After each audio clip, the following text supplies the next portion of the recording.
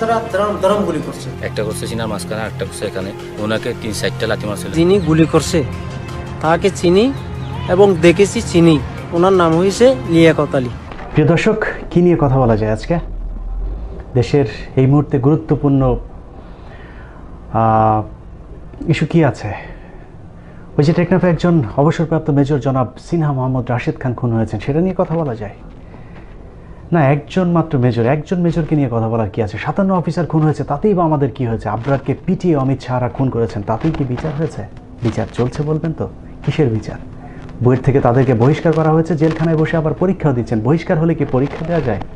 OC প্রদীপের বিরুদ্ধে গ্রেফতারি পরোয়ানা জারি হয়েছে, হয়তো জেলেও যাবেন, কিন্তু বিচার কি হবে? এর মধ্যে আমাদের নজিরবিহীন নজর আলী জনাব বেনজির সাহেব ভারতীয় হাই কমিশনারের সাথে সাক্ষাৎ করেছেন। কেন করেছেন সেটা জানেন? সেটা জানতে ওসি প্রদীপকে নিয়ে করা আমার একটি ছোট্ট অনুসন্ধান দেখুন, তাহলে সব প্রশ্নের উত্তর মিলবে। সাথে আছি আমি ইলিয়াস হোসাইন। প্রদীপ কুমার দাস বাংলাদেশ পুলিশের সাব ইন্সপেক্টর হিসেবে যোগদান করেন বিগত বিএনপি জামায়াত জোট সরকারের আমলে যথারীতি দুর্নীতির মাধ্যমে। জানা যায় চট্টগ্রাম মহসিন কলেজ হতে স্নাতক সম্পন্ন করেন প্রদীপ কুমার দাস। অত্যন্ত চতুর এই পুলিশ কর্মকর্তা বিএনপি সরকারের আমলে তিনি চট্টগ্রাম মেট্রোপলিটন পুলিশের ডিবিতে দায়িত্ব পালন করেন। এছাড়াও চকরিয়া থানার উপপরিদর্শক হিসেবে কাজ করেন প্রদীপ কুমার দাস। কক্সবাজারের উখিয়া থানায় ওসি হিসেবে যোগদানের পর থেকে চট্টগ্রাম মেট্রোপলিটনের পতেঙ্গা থানা, পাঁচলাইশ থানার ভারপ্রাপ্ত কর্মকর্তার দায়িত্ব পালন ছাড়াও কিছুদিনের জন্য তিনি চট্টগ্রাম বিমানবন্দরের ওসি ইমিগ্রেশন হিসেবে দায়িত্ব পালন করেন। পরবর্তীতে বিএনপি সরকারের পতন হলেও উত্থান হয়েছে প্রদীপের। বিএনপির সময়ে ঘাপটি মেরে থাকলেও কট্টর চরমপন্থী হিন্দু ও তীব্র মুসলিম বিদ্বেষী এই পুলিশ কর্মকর্তার আসল রূপ প্রকাশ পেতে থাকে 2008 সালে আওয়ামী লীগ সরকার ক্ষমতায় আসবার পর থেকে। একসময় নিজেকে বিএনপিপন্থী পরিচয় দেওয়া প্রদীপ রাতারাতি রং বদলে হয়ে যান আওয়ামীপন্থী পুলিশ। নিজেকে প্রমাণ করবার যুদ্ধে তিনি শুরু করেন একের পর এক বিএনপি জামাতের নেতাকর্মী হত্যার মিশন। প্রদীপ ভারতের পাঁচআটা সরকার আওয়ামী লীগের নজরে আসেন প্রথমবার বুট পরিহিত অবস্থায় চট্টগ্রামের একটি মসজিদে প্রবেশ করে সেজদারত একজন মুসল্লির পিঠে অস্ত্র ঠেকিয়ে গুলি করার মধ্য দিয়ে। এরপরও বেশ কয়েকবার মসজিদের মুসল্লিদের পিটিয়ে সংবাদের শিরোনাম হয়েছেন প্রদীপ কুমার দাস। 2013 সালে মিছিলের মধ্যে ঢুকে বিএনপির এক কর্মীর মাথায় পিস্তল ঠেকিয়ে হত্যার ভিডিও হতভম্ব করে দেয় চট্টগ্রাম সহ গোটা দেশের মানুষকে। তবে তার এসব কর্মকাণ্ড অবশ্য আওয়ামী লীগের চোখে মধুর স্মৃতি, কারণ আওয়ামী লীগকে ক্ষমতায় রাখতে যে পুলিশ যত বেশি বিএনপি জামায়াতের প্রতি মারমুখী, তার কদর ততই বেশি। সেই সুযোগ পুরোটাই কাজে লাগিয়ে প্রদীপ বাগিয়ে নিয়েছেন বিপিএম সহ 2020 সালের কক্সবাজার জেলার শ্রেষ্ঠ ভারপ্রাপ্ত পুলিশ কর্মকর্তার পুরস্কার। চট্টগ্রামের ভাষায় ওসি প্রদীপ আওয়ামী লীগকে মধু হই হই বিষ হাওয়াইছে। প্রদীপের চাঁদাবাজি বাণিজ্য টিকিয়ে রাখতে এলাকায় অনেক আওয়ামী লীগের বড় বড় ব্যবসায়ীকেও জামায়াত শিবির তকমা দিয়ে তার কাছ থেকে চাঁদা আদায় করে থাকেন। কোনো কোনো ক্ষেত্রে ক্রসফায়ারও দেওয়া হয়েছে আওয়ামী লীগ সমর্থিত মানুষকেও। কক্সবাজার টেকনাফ এলাকায় যা খুবই সুবিধাজনক একটি হাতিয়ার।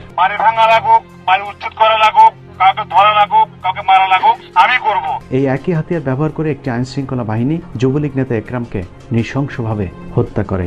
হ্যালো, আমি কমিশনারের সাথে কথা বলতে চাচ্ছি। হ্যালো, কে ওইটা? ফোন রিসিভ করছো? ওইটা কে?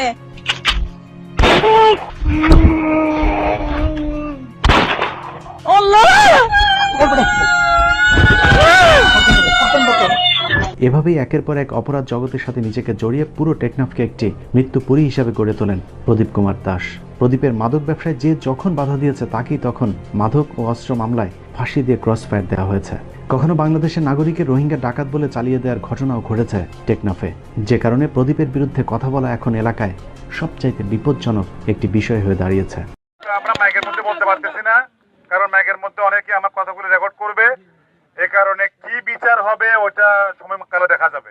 কদিন আগে একই ভাগ্যবরণ করতে হয়েছে ফরিদুল মোস্তফা নামের একজন সাংবাদিককেও। তার অপরাধ ছিল মাদকের বিরুদ্ধে সংবাদ প্রচার করা। চাঁদাবাজি মামলার আসামি ফরিদুল মোস্তফাকে আমরা গ্রেফতার করি। গ্রেফতার করার পরে তাকে আমরা ব্যাপক জিজ্ঞাসাবাদ করি।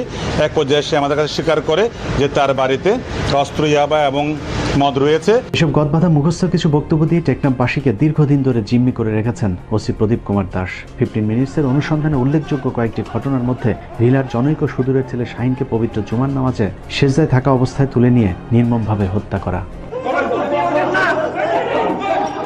ওয়াইকংয়ের আনোয়ার নামে এক ব্যক্তিকে ধরে নিয়ে হত্যার পর সেই ঘটনায় মামলা করতে গেলে নিহত আনোয়ারের স্ত্রী এবং তার বোনকে কক্সবাজার আদালত চত্বর থেকে তুলে নিয়ে যায় প্রদীপের সন্ত্রাসী বাহিনী। টানা 5 দিন গণধর্ষণের পর তাদের খোঁজ পাওয়া যায়।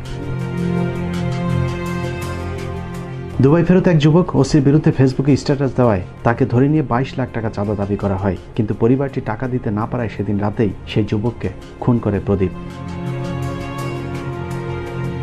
এলাকায় সাদা মনের মানুষ হিসেবে পরিচিত শাপলাপুরের হাবিবুল্লাহ নামক এক ব্যক্তিকে একটি এনজিওর সাথে চুক্তি করে হত্যা করে প্রদীপের সন্ত্রাসী বাহিনী।